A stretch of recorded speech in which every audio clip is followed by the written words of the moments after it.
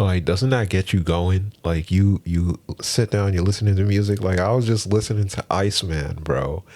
And Iceman is the first time Drake, not the first time, but the first time in a very long time that Drake put out something that's wholly good. Like, you can listen to it. And I was sitting there listening to it, and I was like, yo, bro, the first half of the whole album, I was just like, yo, bro, I'm gonna have to put this on my like list. Like, that's how good it was. The first song, he was talking about how his dad had cancer, and he was just talking and talking, and it was really like he went through something in these times. And he put out about, like, they said 3 albums, I think. I'm not sure if he put out 3 albums, but apparently he put out like 3 albums. And I listened to all of them, you know what I mean? I go through every one of Drake's albums. Like, I sit there and I listen to it. I even try to listen to Take Care. Like, Take Care was supposed to be so poppin' and so popular, but like back in high school, I didn't listen to Take Care. And now I'm sitting here listening to this stuff, and I'm even going back in his article where he started putting stuff out back when he was doing Degrassi.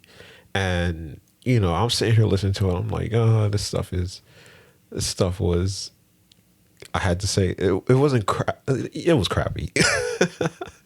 But like, I know what it is from an artist's point of view, where it's just like, especially when you're starting out, your stuff is not going to be that good, and that's what was happening to me, because I was just writing just to write, you know what I mean? And of course, like five notes in, I do 1 note a day. 5 notes in, I'm like, yo, this could be something big. This could be something big. But then I started backing off of myself. I'm like, I'm not going to force you.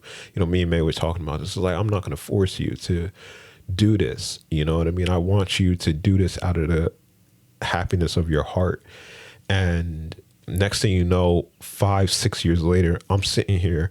I wrote a note a day, 6 years or 5 years. Just imagine how many notes that is.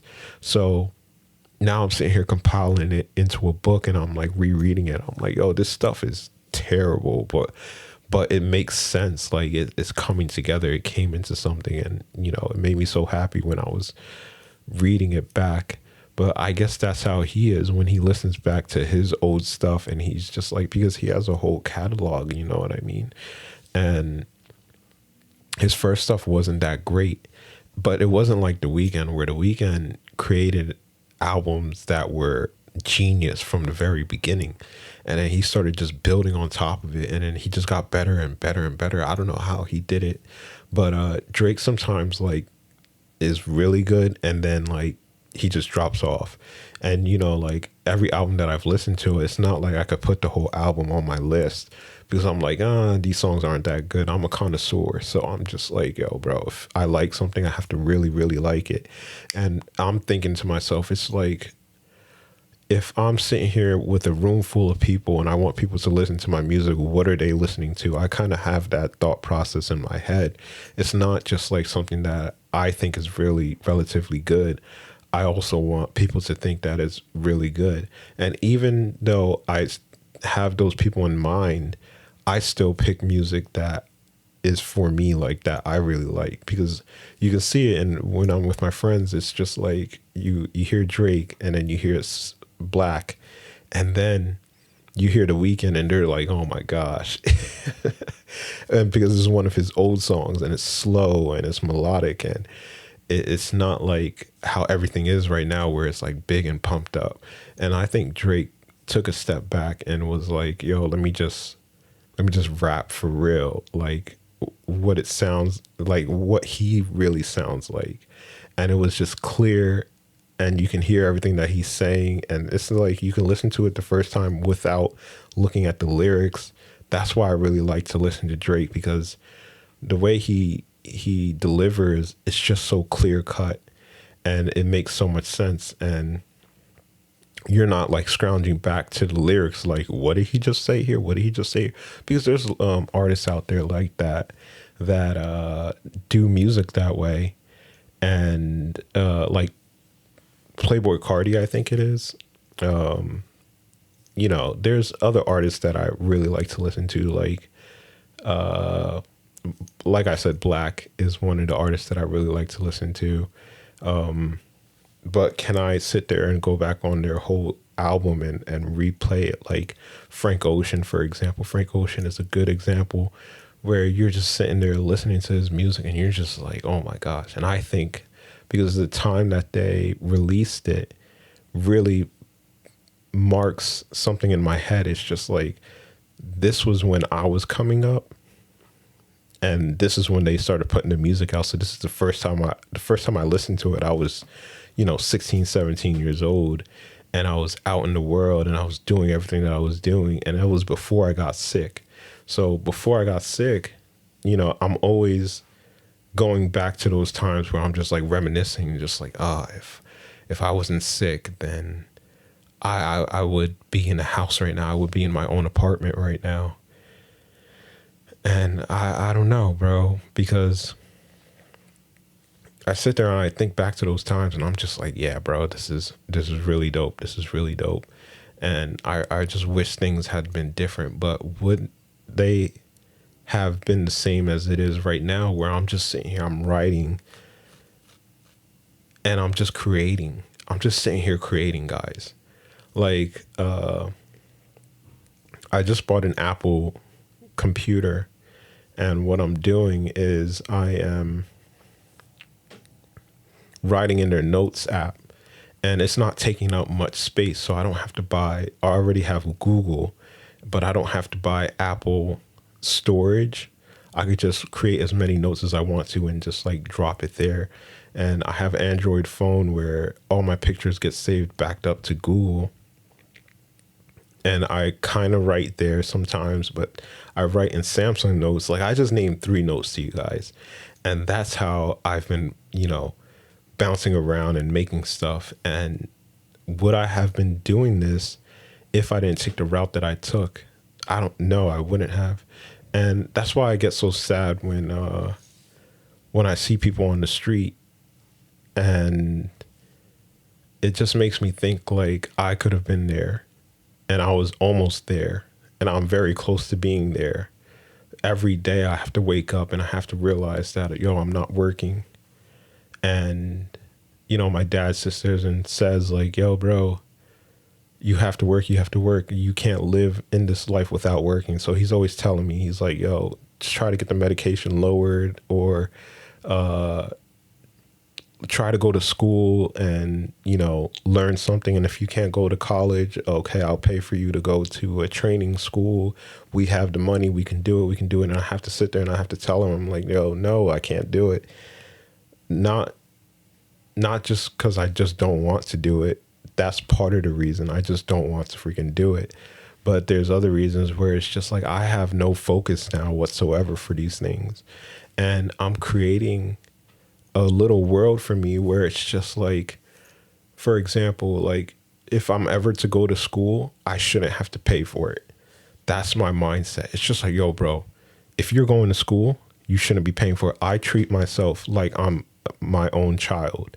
Like, this is what I would tell my child if I had a child, and this is why I'm not able to have a child. You know what I mean? That's what I'm thinking in my head. It's like, because I'm thinking some crazy things.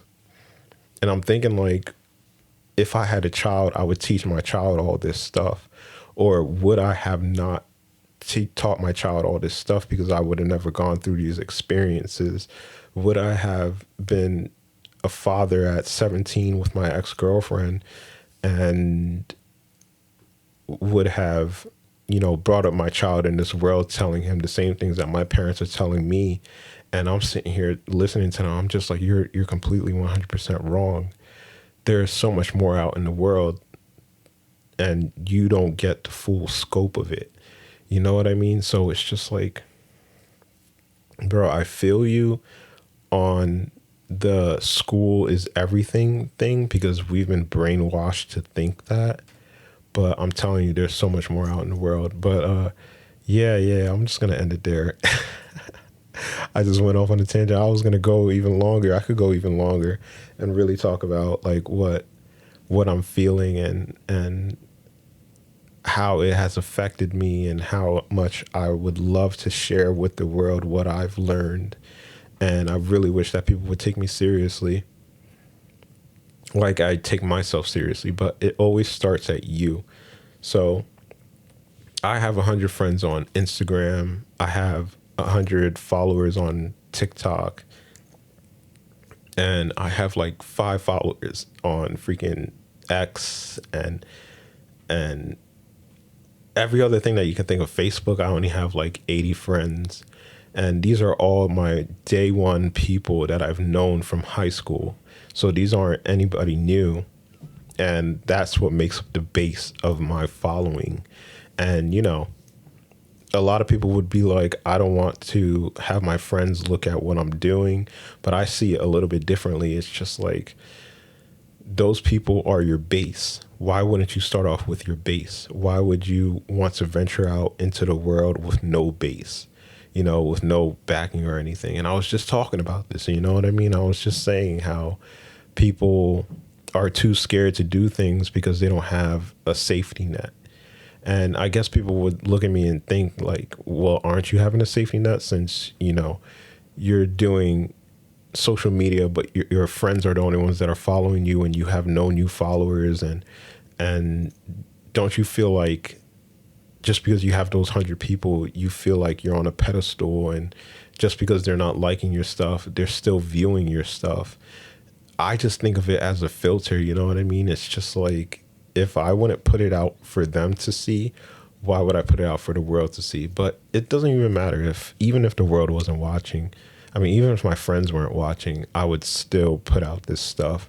I would be even more confident to put out stuff because there's some things that I'm not confident about.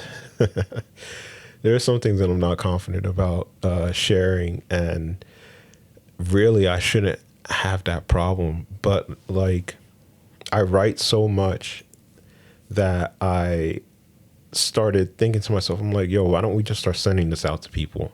Sending this out to people that I think about. Because when I'm writing and I get inspiration, sometimes it's with a person. Like, I'm thinking of a person and I'm like, yo, I just want to write this down, because they were in a pivotal point of my life. You know, Kirsten and Marie, those 2 girls were at a pivotal point of my life. And I think of stuff to write to them all the freaking time. So it's just like, now I'm telling myself like, all right, you wrote it. That's great. How about you send it and let them read it? And, you know, Kirsten came back to me. She was like, yo, I love reading this stuff. Thank you. And I'm like, yo, that gives me so much more confidence. So I'm just sitting here, I'm writing, I'm making podcasts. I'm just like, I'm literally doing everything that I can do. And, you know, the thing that's really killing me right now is interviews and features, because I'm sitting here like, I don't think I want to do those. I don't think I'm going to do those. But now I'm talking to myself. I'm just like, yo, maybe you have to start doing those. Maybe you should get out of your comfort zone a little bit. Don't go too out of your comfort zone. Like, make sure you control what you're putting out there. You know what I mean? Like, if I'm doing an interview, I want to ask this guy, I want to be like, yo, bro, I was thinking about it. And yeah, I think I want to do that interview. He's going to come back to me. He's going to be like, yeah, well, how do you want to do this interview? I'm going to be like, yo, bro, can you send me the questions that you're going to interview me with, so that I can write out my responses and I'll shoot it back to you, and then we can work off that. And that way I have a little blueprint of like what's going to go on, because I'm terrible at, you know, just straight shooting it. Like, I'd be like, yo, bro, if you want to straight shoot it, I'm going to be terrible at it. But if we have a set of questions that we can go through, like, just make them 5 questions, and I can sit there and I can try to elaborate as best as I can, like I do on these podcasts, where I just sit here and I just talk and I elaborate. But other than that, like, I'm not sure what else I can do. But there's so much to talk about. Oh my gosh. I'm really excited about the Apple Neo. You know what? I'm going to stop myself right there. I'm going to throw a little video on top of this, and I'm just going to just talk it out, and hopefully people just listen, and because I really want to share, but I have to start getting out of my comfort zone, because people are starting to ask me things and I'm just sitting here like, no. And now I'm trying my best to be like, okay, fine, I'll do it. You know, like me and May made a really long video and no, a really long podcast, and I can break it up, and I have like 6 different parts already, and I haven't even gone through the whole thing. The whole thing is like an hour and 50 minutes, and May talks for a really long time. So it's a lot of work. She drops a lot of work on me. So I have to start taking her seriously because she's like, I want to do this. I want to do this. I want to do this. And I'm like, why don't you just do it yourself? Because that's how I do it. Like, I'm not interested in these podcasts, but I have to be like, let me start getting interested. You know what I mean? And my life is finally plateauing to the point where I can sit here and create and not think that I need drugs to do it. And that's just an amazing part of life. Like I needed a jump start, but after that jump start, I'm just still going, video after video, note after note, and podcast after podcast. And I just want to put so much stuff out there. And I hope that one person just sits down and listens to one of them, and they just sit there and they're just like, whoa, what was that guy just talking about? Like, I just felt like I got transported into another world, because that's what I'm doing. That's what you're doing when you create these podcasts. Like you're transporting people to another world. But oh my gosh, all right, I gotta cut it. It's too long now. I'm always doing this, bro. Always doing this, bro.